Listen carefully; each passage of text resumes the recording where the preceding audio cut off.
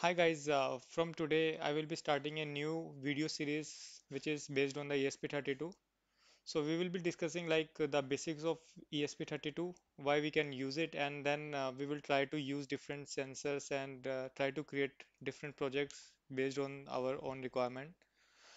And this particular video series will be available in Hindi as well. So please check out that link in the description below.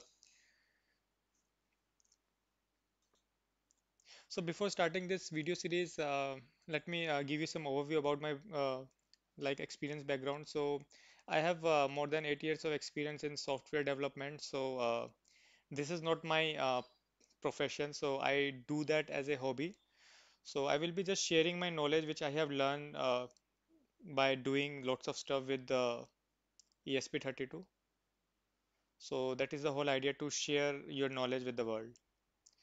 So let's see what are the topics we are going to cover in this video.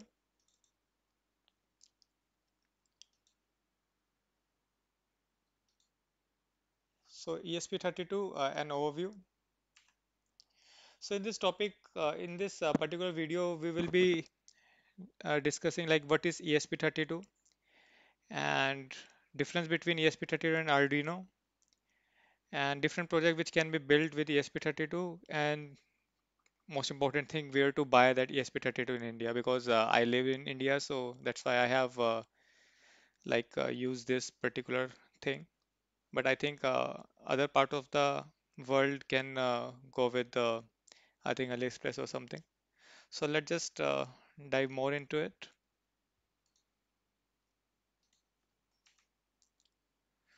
So ESP32 is a series of low cost and low power system on a chip microcontrollers with integrated Wi-Fi and dual mode Bluetooth. So ESP32 is very low cost. Like it cost you around for 500 or so rupees, 525 I think, and if you have access to AliExpress, it will gonna cost you around 330 rupees. I have bought lots of them from there, but now India is not trading with China, so I'm not able to do anything about it. But yes, it's a very low cost and low power consumption thing. So uh, ESP32 draws around 40 mAh something per hour. So you can imagine if you use that with a power bank of 5000, it will gonna run for many weeks. So this is one of the best things which ESP32 offers, and it is developed by keeping in mind that it will be used for wireless communications. So as you can see, it is based on Wi-Fi and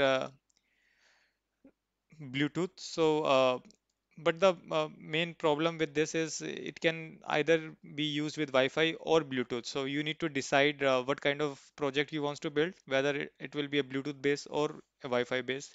Many users try to do that, but the outputs are not that consistent. So that's why only Wi-Fi or Bluetooth is recommended.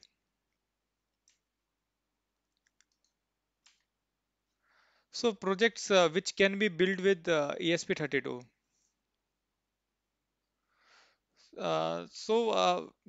Whenever you try to learn anything, you wants to know that what I can build from it. So now these days, ESP32 is very popular for building Alexa-enabled devices, which is also called Internet of Things, and which can be built using third-party services. So Alexa-enabled devices are like you can attach to any tube, and it will be enabled with Alexa.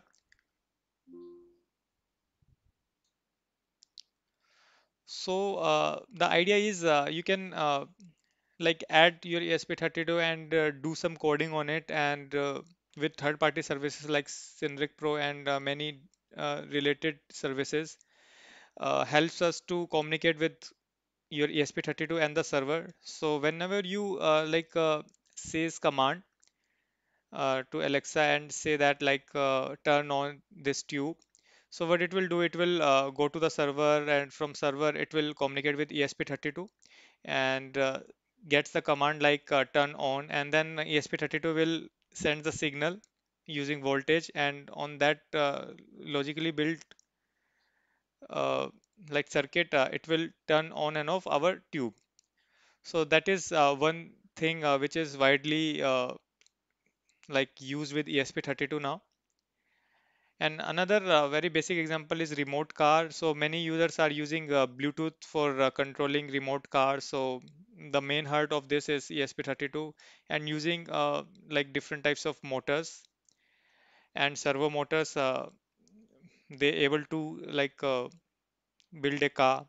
So how it will work is ESP32 will work as a computer, and you can attach like different motors to different digital signals, and then when you press button on the phone for going left, so it will trigger different motors to go left or right. So for example, like if you wants to go to left, you can use it like power right your right motor faster, and move your left motor somewhat slower, so that it will move something like that. So that's what we call a differential drive.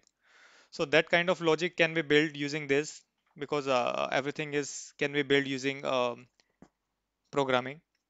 So another use case is Alexa Bell, which I have already created it. You can find the links inside the description.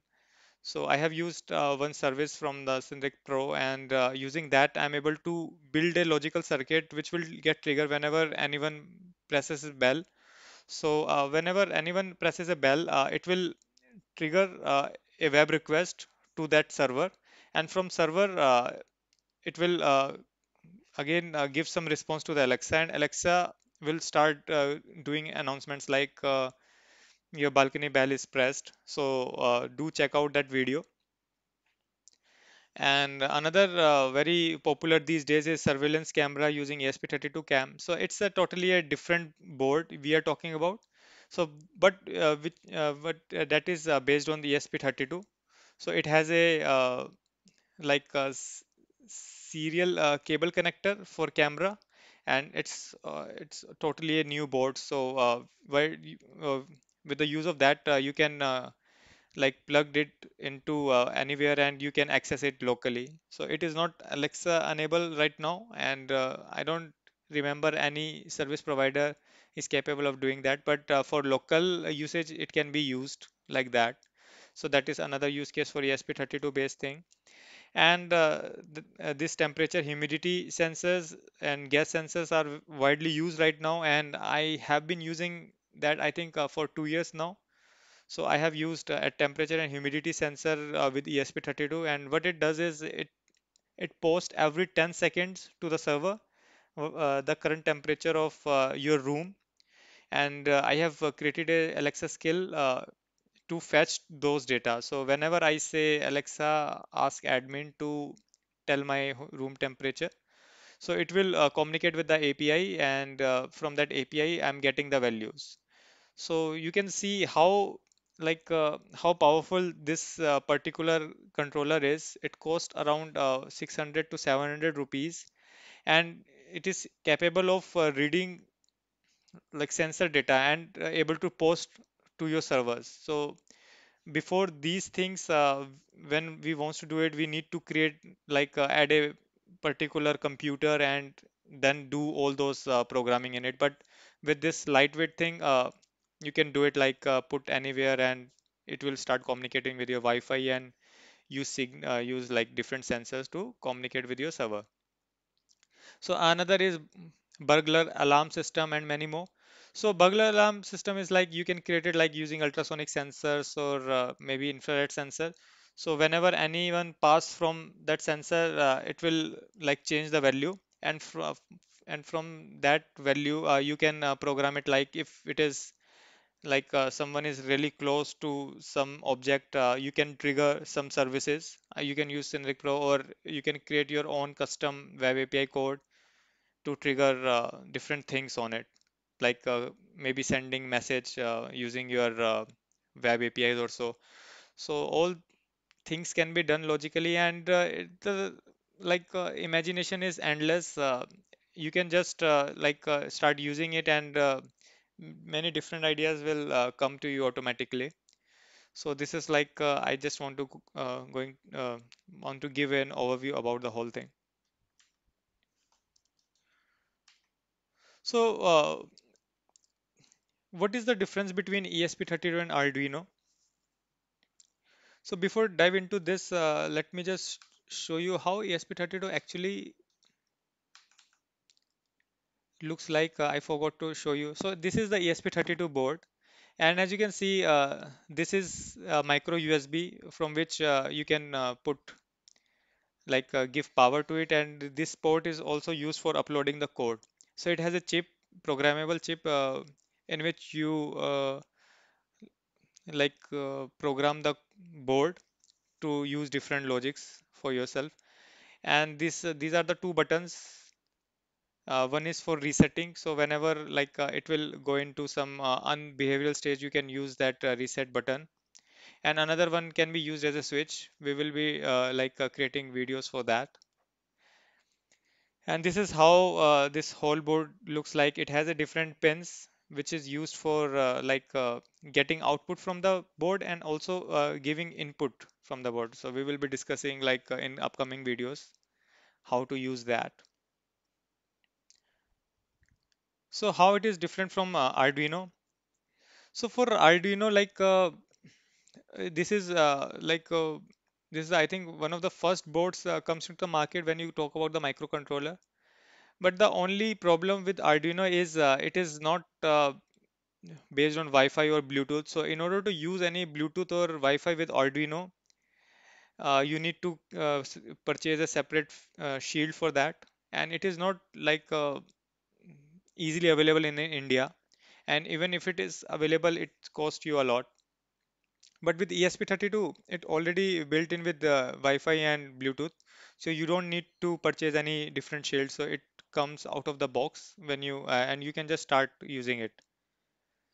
So ESP32 is a single board, so many variations are there. Some comes with the dual core processor, some has some different values. But most of the time, ESP32 is a single board. Most of the functionalities are very common. Like for example, Wi-Fi and Bluetooth modes are there. But with the Arduino, it has a different boards, different types of boards according to different input outputs things, and there are different types of versions are also available, like very light versions available and all.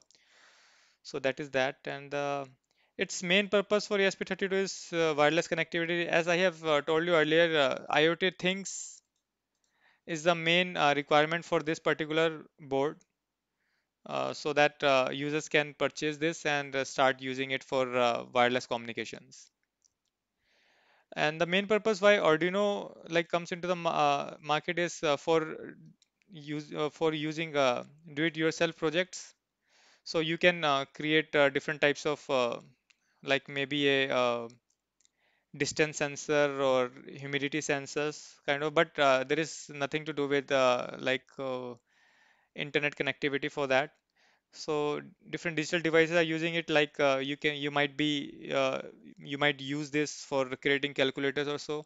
And many users are also creating games console using this particular Arduino. So as you can see, for gaming, if you talk about few years back, we don't have multiplayer gaming thing.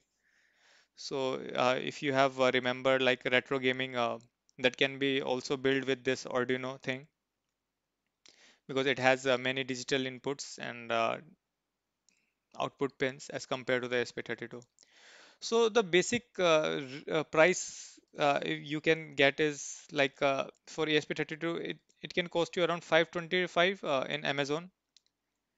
But Arduino is not that widely available in the market, and as you can see, it costs 1700 rupees, and it doesn't have any Wi-Fi. I'm not saying that Robo.in is the only one, but I have added this because that is the first result I get on Google. So that is really strange, but it actually cost you more than this ESP32. So do mind that if your requirement is creating very simple projects and it needs internet, so I will definitely recommend ESP32 for all those purposes. So then the question comes where to buy ESP32. I have purchased many versions from electroniccom.com, but their after sale service is really worst. I have also like created a similar type of video where I need to like return my LCD screen which I have bought from them, and they were really horrible. So I don't recommend them for like costly purchases. But for ESP32, they have been very consistent. I have bought I think around four ESP32 from them, which cost me around 466 rupees. But they shipped that for I think they took around 12 days to reach to me. I live in Delhi, so that is one thing. But yes, this is the cheapest one in the market. Then you can go with Robo.in as well. But do remember that all those providers are charging some rupees for delivery charges. So until unless your product total is 1000 rupees, they will going to charge you for around 550 to 60 rupees. So the actual cost for single board will going to like more higher than that. So I think Amazon.in is the best bet for you guys, and you can always return to them without any hassle. So I think around 60 or 70 rupees is not that much if you really wants to just try one single board. And if you wants to purchase bulk, so then I think electronic comp will be your first choice. And if you have more products, you can also go with Robo.in. So that is the three provider I have seen so far. So I guess I have give you all the overview about the ESP32. So let's meet on the next video where we will discuss more about technicalities of this ESP32 board. And if you like this video, please do subscribe and like so that it gives me motivation to continue this video series and help others like I get help from others. So yes, thanks for watching. Have a nice day. Bye.